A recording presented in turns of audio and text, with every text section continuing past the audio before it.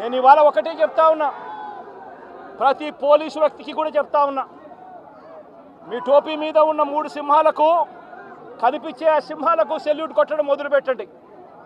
Telugu Desam party నాయకులకు salute కొట్టడం మొదలుపెట్టి, వీళ్ళు చెప్పినట్టుగా చేయడం మొదలుపెట్టి, అన్యాయాలు చేయడం మొదలు పెడితే మాత్రం ఎల్లకాలము తెలుగుదేశం పార్టీ ప్రభుత్వమే ఉండదు అని చెప్పి ఇవాళ ప్రతి అధికారికి కూడా నేను తెలియజేస్తా ఉన్నా.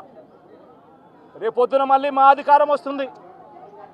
వచ్చినప్పుడు అన్యాయం చేసిన వీళ్ళందరినీ, వీళ్ళ అధికారులందరినీ, అన్యాయం చేసిన ఈ నాయకులందరినీ కూడా బట్టలు కూడా తీసి నిలబెడతామని చెప్పి కూడా ఈ సందర్భంగా తెలియజేస్తా ఉన్నాను. ఎవడిని వదిలిపెట్టేది ఉండదు.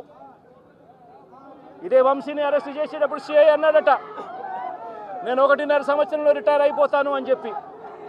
రిటైర్ అయిపోయినా కూడా, సప్త సముద్రాల అవతల ఉన్నా కూడా మొత్తం అందరినీ కూడా పిలిపిస్తామని చెప్పి కూడా ఈ సందర్భంగా చెప్తా ఉన్నా. చట్టం ముందు నిలబడేట్టుగా చేస్తాం, బట్టలు ఊడదీస్తాం, న్యాయం జరిగేట్టుగా చేస్తాం అని ప్రతి ఒక్కరికి కూడా తెలియజేస్తా ఉన్నాం. పవన్ కళ్యాణ్కి అధికారం ఉన్నా అధికారం లేకపోయినా పవన్ కళ్యాణ్ ఎప్పుడు పవన్ కళ్యాణ్ లాగే ఉంటాడు. భయపడ్డం చాలా, ఇంట్లోంచి బయటకు వచ్చేటప్పుడు తిరిగి వెళ్తాం లేదు అని డిసైడ్ అయ్యే వస్తాం.